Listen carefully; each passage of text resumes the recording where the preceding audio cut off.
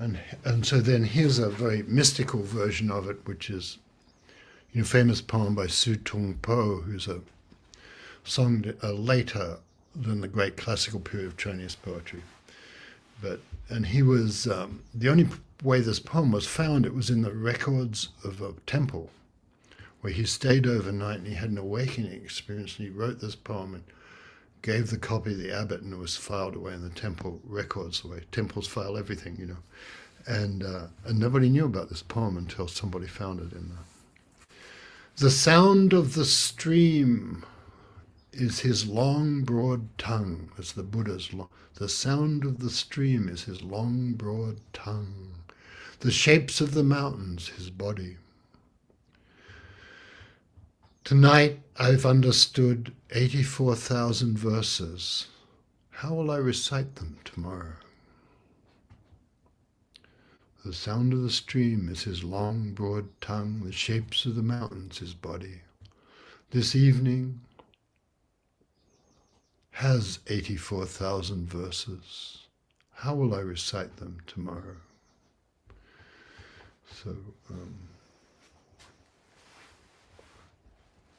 and that was a time of civil war, chaos, the usual. But somebody was meditating, and the poet stopped through and had this wonderful experience and wrote it down and gave it to the abbot, who filed it away, and much, much later it appeared and still encouraging people, became famous long after his death. This is a Constantine Cavafy, the Greek poet, Alexandrian Greek poet.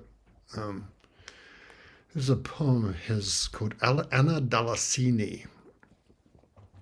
In the royal decree that Alexios Komnenos put out especially to honor his mother, the very intelligent lady Anna Dalasini, noteworthy in both her works and her manners. Much is said in praise of her. Here let me offer one phrase only. A phrase that is beautiful, sublime. She never uttered those cold words, mine or yours. She never uttered those cold words, mine or yours.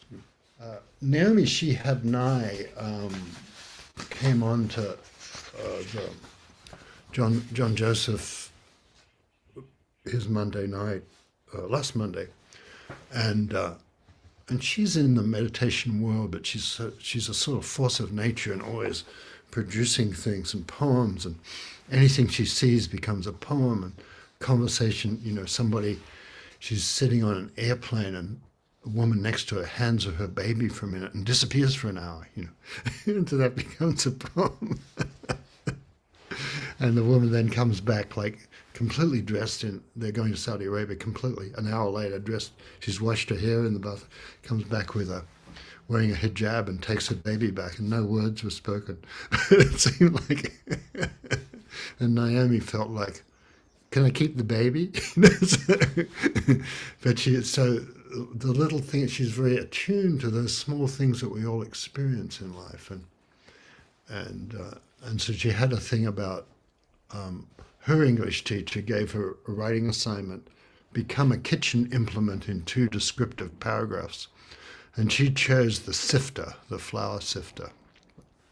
So I'll read you, those of you on the program will have heard it from her, but I'll read it to you anyway.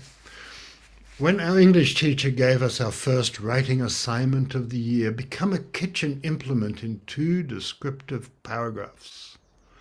I did not think butcher knife or frying pan. I thought immediately of a soft flour showering through the little holes of the sifter, through the little holes of the sifter, and the sifter's pleasing circular swishing sound, and wrote it down. Rhoda became a teaspoon, Roberto a funnel, Jim a muffin tin, and Forrest a soup pot. We read our paragraphs out loud. Abby was a blender. Everyone laughed and acted giddy, but the more we thought about it, we were all everything in the whole kitchen. Drawers and drainers, singing teapot and grapefruit spoon with serrated edges. We were all the empty cup, the tray. This, said our teacher, is the beauty of metaphor. It opens doors. What I could not know then was how being a sifter would help me all year long. When bad days came, I would close my eyes and feel them passing through the tiny holes. When good days came, I would try to contain them gently the way flour remains in the sifter until you turn the handle. Time, I was a sweet sifter in time, and no one ever knew. So I like the poem because it's so domestic, and that's one of her gifts, right? She said she couldn't imagine writing science fiction because there's so much in front of her. She can't get beyond it to get into the future or things like that. Can't get beyond the kitchen. The story I liked about it, and how then I began to remember my kitchen, and there was a worn pine kitchen table that my great-grandmother had owned, just a pine table full of the scars of use. And actually, when my parents died, I asked my sister for it, but nobody could work out how to ship it to me. So it's just a practical source. Said, buy one in America. So I didn't. I could have brought it about, but it was too much hassle. But so there's something about the objects of our lives, but I think perhaps the point of this story is that when Naomi went to India to teach kids, and she loves to teach. That's her thing. She teaches kids, and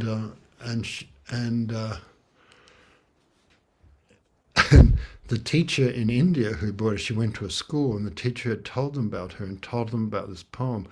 And as she approached the school, these kids ran out holding poems about kitchen influence. Read mine, read mine. So the Dharma continued.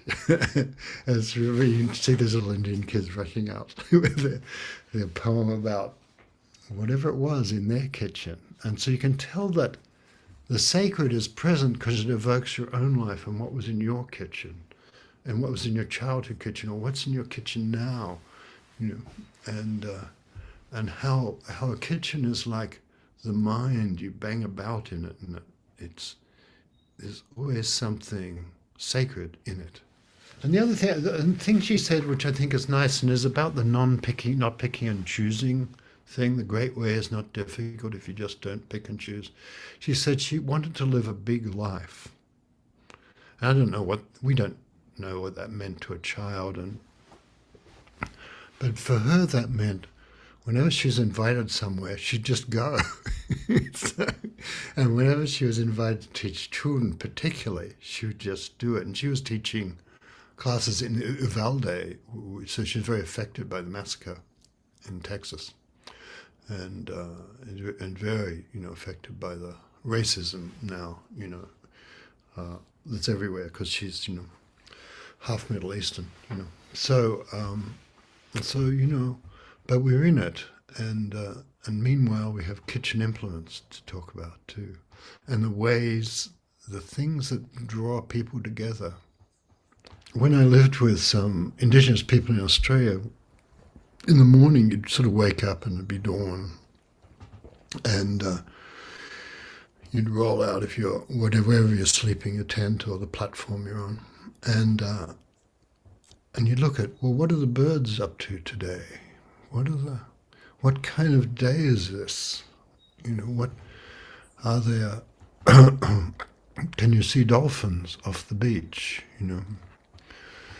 What is the state of the tide? And somehow that was all inside your heart, inside your being. And so there's something to be said for noticing just the metaphor that you're in, because the psyche does anyway. And so I like her with the flower, the sifter accompanying her all that hard year as a child, so keeping her there. So it's nice.